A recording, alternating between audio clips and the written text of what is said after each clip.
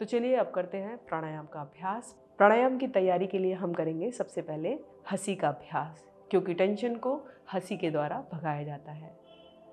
दोनों पैर आपके सुखासन में, दोनों हाथ आपके घुटनों पर। श्वास भरते हुए दोनों हाथों को ले जाएं ऊपर और खिलखिलाकर आपको हंसना है।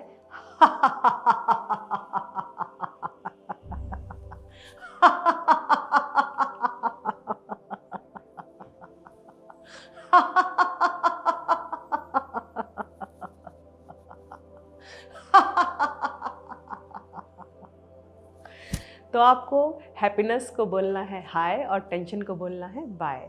उच्च रक्तचाप का बहुत ही सिंपल सा फंडा है कि आपको हैप्पीनेस को बोलना है हाय और टेंशन को बोलना है बाय। तो चलिए चलते हैं आगे के प्राणायाम पर। आगे हम सबसे पहले लेंगे लंबी गहरी श्वासों का अभ्यास। लंबी गहरी श्वासों के अभ्यास के लिए आप यदि पद्मासन लगा सकते हैं तो लगाएं, अन्यथा सुखपूर्वक किसी भी आसन में बैठ जाएं। दोनों हाथ आपके घुटनों पर रहेंगे। कमर गर्दन को थोड़ा सीधा कर लीजिए, ज़्यादा तनाव नहीं देना है। नेत्रों को कोमलता से बंद कर लीजिए। अब धीरे धीरे अपनी नाक से आपको गहरा सांस भरना है। चेहरे पर थोड़ी सी मुस्कुराहट बनाकर रखें, क्योंकि हैप्पीनेस को हमें बोलना है हाय, तो इसलिए मुस्कुराएं। श्वास भरें और धीरे धीरे श्वास को नाक से ही बाहर करें।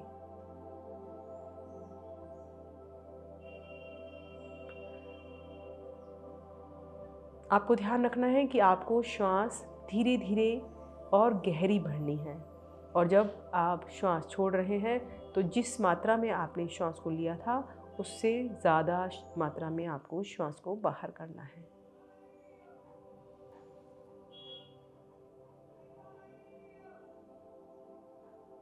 जब आप श्वास भर रहे हैं तो आपका नाभि बाहर की तरफ आएगी, और जब श्वास छोड़ रहे हैं तो नाभि अंदर की तरफ जाएगी।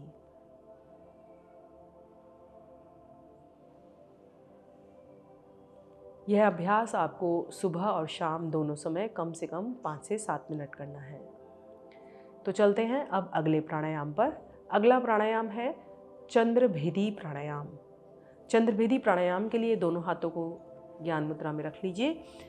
दाएं हाथ से, मतलब राइट हैंड से आप प्राणायाम मुद्रा बनाइए। इस तरह से आपका अंगूठा आपके दाएं नासिका छिद्र पर हो और उंगलियां बाएं नासिका छिद्र पर।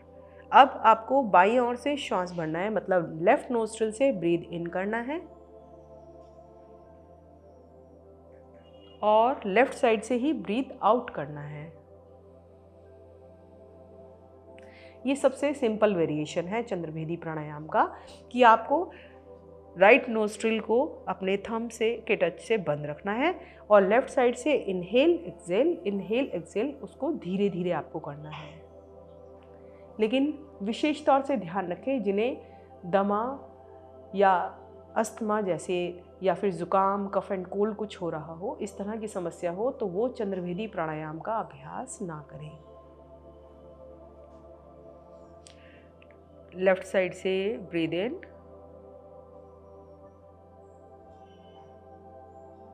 लेफ्ट साइड से ही ब्रीद आउट। करिए अभ्यास साथ में। श्वास भरिए, छोड़िए,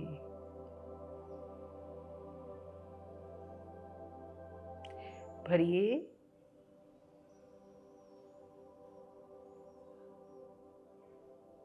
छोड़िए,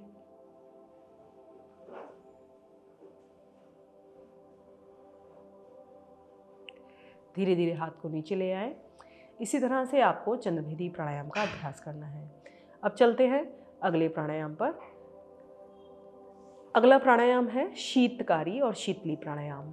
सबसे पहले शीतली प्राणायाम का अभ्यास लेंगे। शीतली प्राणायाम के लिए आपको दोनों हाथ घुटनों पर रखना है, और जिन्हें खांसी हो रही है वह ये प्राणायाम नहीं करेंगे। खांसी और सर्दी में यह प्राणायाम आपके लिए नुकसानदायक हो सकता है। शीतली प्राणायाम के लिए आपको अपने होठों को गोल करना है, अपनी जिह्वा को बाहर निकालना है और जिह्वा को दोनों तरफ से मोड़ लेना है, जैसे हम नली नुमा बनाते हैं, इस तरह से। और अब इस जीभ के अंदर से आपको श्वास भरना है।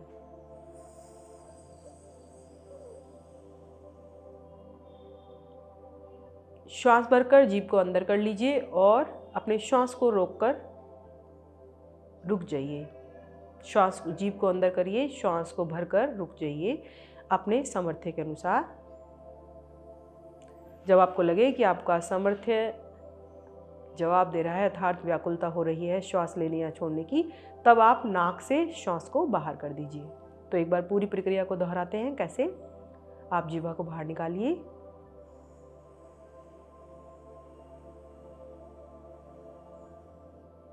श्वास भरकर जीभ को अंदर कीजिए, रुक जाइए,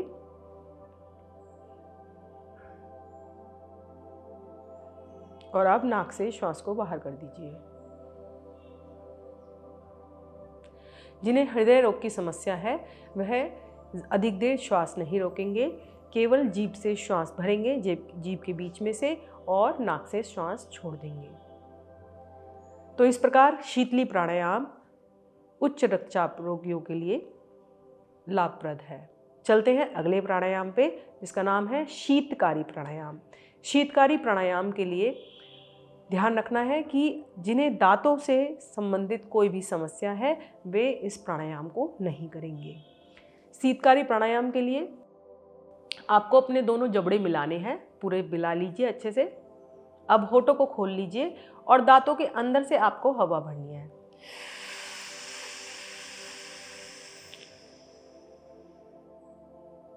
अब रुक जाइए, हवा को भर के रुक जाइए और नाक से सांस को बाहर कर दीजिए। दोबारा करते हैं एक बार। अपने दोनों जबड़ों को मिला लीजिए, अपने दांतों को मिला लीजिए, होठों को खोल लीजिए।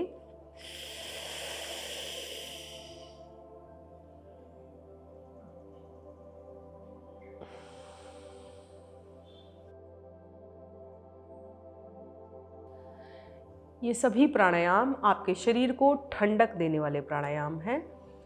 उच्च रक्तचाप के रोगियों के लिए ये रामबाण सिद्ध होते हैं, किंतु यदि किसी को अस्थमा है, दमा है या सर्दी खांसी जैसी समस्या है तो इन प्राणायाम को अवॉइड करें और अनुलोम विलोम प्राणायाम का अभ्यास करें। अनुलोम विलोम प्राणायाम के लिए फिर से दोनों हाथ ज्ञान मुद्रा मिलाइए। ज्ञान मुद्रा आपके इंडेक्स फिंगर और थंब को टच कर लेते हैं हम। अब फिर से प्राणायाम मुद्रा बनाइए और नाक पर ले जाइए। बाईं ओर से श्वास भरिए। अधिकतम श्वास भरने के बाद बाएं छिद्र को बंद कीजिए, दायां स्वर खोलिए, दाएं स्वर से श्वास को बाहर कर दीजिए। अधिकतम श्वास को बाहर करने के बाद फिर से दाईं ओर से ही श्वास को भरिए।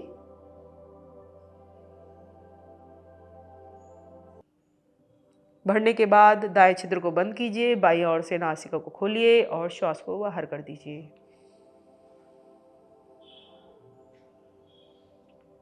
इस प्रकार यह एक चक्र पूरा हुआ। आपको 10 से 12 चक्र एक बारी में करने हैं। लेते हैं भ्रामरी प्राणायाम का अभ्यास। भ्रामरी प्राणायाम सभी प्रकार के व्यक्ति कर सकते हैं। भ्रामरी प्राणायाम के लिए पहले दोनों उंगलियां रखेंगे पलकों पर, तीसरी नासिका के नीचे, चौथी ठोड़ी पर, कान अंगूठों से बंद करेंगे, श्वास भरेंगे और भ्रमरी की तरह गुंजन करेंगे। म शब्द का उच्चारण करेंगे और कान बंद करके अपने अंदर उस ध्वनि के गुंजन को सुनेंगे।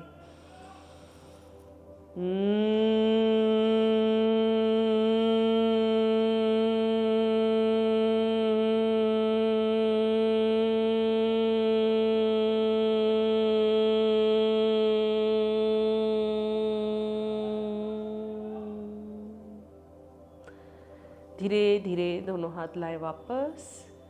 भ्रामरी प्राणायाम आप 1 से 2 मिनट तक लगातार दोहरा सकते हैं। अब बात करते हैं उच्च रक्तचाप के कारणों के बारे में। पहला कारण है लिंग, अर्थात महिलाओं और पुरुषों में यह समस्या पुरुषों को अधिक होती है, क्योंकि पुरुषों में धमनियों के आकार का परिवर्तन तेजी से होता है, जिसके कारण यह समस्या पुरुषों में अधिक पाई जाती है। दूसरा, वंशानुगत, अर्थात जब आपके घर में आपके दादा दादी, आपके माता पिता को यह समस्या हो तो आपके अंदर भी इस तरह के जीन्स आ जाते हैं और यह बीमारी आपको जकड़ लेती है। तीसरा मुख्य कारण है तनाव। तनाव में हमारे शरीर की जो ग्रंथियां होती हैं, वे जो हार्मोन छोड़ती हैं, वह हमारे धमनी के अंदर की दीवारों को संकरा बना देती हैं। संकरा अर्थात छोटा कर देती है, नैरो कर देती है उस बात को, और जिसके अंदर से रक्त के जाने में दबाव उत्पन्न होता है। तो इसीलिए आप तनाव रहित रहें और इस बीमारी से बचे रहें। अब चर्चा करते हैं कि आपको उच्च रक्तचाप के होने से और अन्य क्या समस्या हो सकती है। यदि आपको उच्च रक्तचाप की समस्या होती है तो यह बहुत सारी समस्याओं को आमंत्रण देता है, जैसे कि सबसे मुख्य समस्या गुर्दे फेल होना। जी हाँ, यदि आपको उच्च रक्तचाप की समस्या है तो आपकी किडनी फेल हो जाती है। आपको ब्रेन हैमरेज हो सकता है जिसमें मृत्यु का खतरा रहता है। आपके हृदय से संबंधित कोई भी बीमारी आपको हो सकती है। तो बेहतर है कि आप इसे एक सीमा तक रोक कर रखें, प्रतिदिन योगाभ्यास करें और इस बीमारी से निजात पाने की पूरी कोशिश करें। रक्तचाप को नापने से पहले, उसका जांच कराने से पहले आपको कुछ बातों का ध्यान रखना चाहिए। जैसे कि यदि आप अपने रक्तचाप का मापन करने जा रहे हैं तो आपको 30 मिनट तक धूम्रपान नहीं करना चाहिए, किसी भी मादक पदार्थ का सेवन नहीं करना चाहिए, क्योंकि वह थोड़े से समय के लिए आपके शरीर का तापमान बढ़ा देते हैं। दूसरा, यदि आपको रक्तचाप का मापन करना है तो आप यूरिन पास करके जाएं, क्योंकि यदि आपके मूत्र की थैली भरी रहती है तो उससे भी आपके शरीर का तापमान बढ़ता है। तीसरा, आप जब भी रक्तचाप मापने जा रहे हैं तो 5 मिनट रिलैक्स होकर बैठें, विश्राम अवस्था में बैठें या लेटें, जिससे उसके बाद जब आप रक्तचाप का मापन करेंगे तो वह एक्चुअल पोजीशन में आएगा। तो इन कुछ बातों का आप विशेष ध्यान रखें जब आप अपने रक्तचाप का माप लें। उच्च रक्तचाप की समस्या को आप आसानी से दूर कर सकते हैं अपनी दिनचर्या में थोड़ा सा परिवर्तन लाकर। पहले आप अपनी किसी एक बुरी आदत को छोड़ें, धीरे धीरे एक एक करके अपनी सभी समस्याओं को अर्थात अपनी सभी बुरी आदतों को छोड़ते जाएं। जब पहली बार आप ये कार्य करेंगे तो आपको ज़रूर कुछ कठिन लगेगा, लेकिन धीरे धीरे जब आप योग करने लगेंगे तो आपसे ये सारी बुरी आदतें छूटती जाएंगी। उच्च रक्तचाप के रोगियों को एक बात का और ध्यान रखना चाहिए कि उन्हें अपने मोटापे पर नियंत्रण करना चाहिए, अर्थात उनके शारीरिक भार को उन्हें नियंत्रित करके रखना चाहिए, क्योंकि जो लोग मोटे होते हैं उनके लिए हृदय को अधिक गति से और ज़्यादा दूर तक रक्त को धकेलना पड़ता है। और अब बात करते हैं उच्च रक्तचाप के रोगियों के भोजन के बारे में। जैसे कि आप सब जानते ही हैं कि उच्च रक्तचाप के रोगियों के लिए नमक जो है वो जहर के समान है, अर्थात नमक का उपभोग उन्हें नहीं करना है। पोटाशियम का सेवन भी उन्हें नहीं करना है। पोटेशियम से संबंधित जो भी खाद्य पदार्थ हैं वे अपने उपभोग में ना लाएं। अधिक तला हुआ मिर्च मसालेदार भोजन विष के समान है, उनको उपयोग में ना लाएं। मैदा से युक्त भोजन, मिठाई और चिकनाई, यह सब उनको त्यागना पड़ेगा, अर्थात उनको सात्विक भोजन का सेवन करना है। सात्विक भोजन का सेवन करेंगे और प्रतिदिन योगाभ्यास करेंगे तो यह उनके लिए अधिक हितकर होगा। उच्च रक्तचाप के रोगियों को अंकुरित अनाज, दालें और मौसमी फल का सेवन करना है। भोजन में सलाद नियमित रूप से खानी है। पानी का सेवन अधिक करना है। यदि अपनी सेहत को हमेशा दुरुस्त बनाना चाहते हैं तो उन्हें नींबू का सेवन करना है। उन्हें गाढ़े दूध का सेवन नहीं करना है, अर्थात टोन मिल्क पीना है जिसकी मलाई उतरी हो, अर्थात पतला। दही भी उनको पतले करके ही सेवन करना है। तो कोशिश करेंगे जब आप योग करेंगे और भोग पर ध्यान देंगे तो आप निश्चित रूप से ही इस बीमारी से बाहर आ जाएंगे।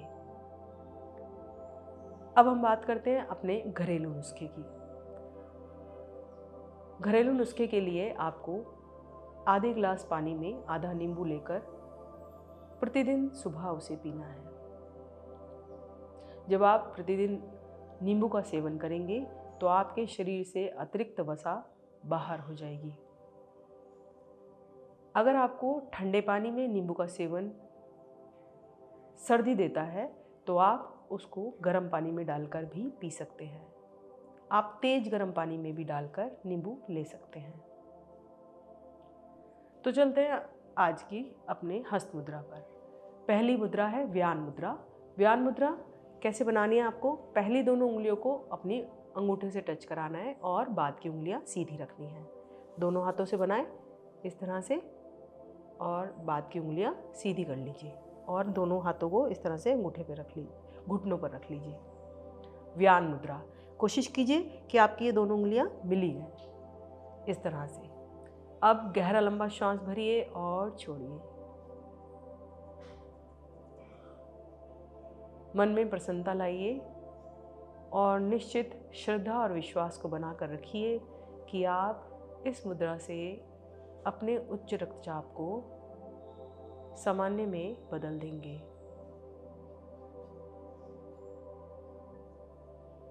चलते हैं अपनी दूसरी मुद्रा पर जिसका नाम है उच्च रक्तचाप मुद्रा।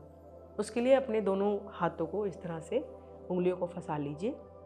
अब आपको अपनी दाएं उंगली को, इंडेक्स फिंगर को खड़ा करना है और अपने बाएं हाथ के अंगूठे को इससे स्पर्श कराना है। अपने दाएं हाथ के अंगूठे को इस तर्जनी उंगली पर स्पर्श कराइए और अंगूठे को, बाएं हाथ के अंगूठे को खुला छोड़ दीजिए। बस इस तरह से अपने सामने रखिए। गहरा सांस भरिए और छोड़िए। गहरा सांस भरिए और छोड़िए। धीरे धीरे अभ्यास बढ़ाकर आपको 30-30 मिनट तक दोनों मुद्रा लगाकर रखनी है। गहरा सांस भरिए और छोड़िए। यदि मुद्राओं के दौरान आपको किसी भी तरह की व्याकुलता होती है या आपको अच्छा नहीं लगता है तो उस मुद्रा को आप तुरंत ढीला कर दीजिए, छोड़ दीजिए। तो चलते हैं आज के सुविचार पर। आकांक्षा, असमानता, अज्ञानता, यह तीनों बंधन की मूर्तियां हैं। नमस्कार, मिलेंगे अगली श्रृंखला में।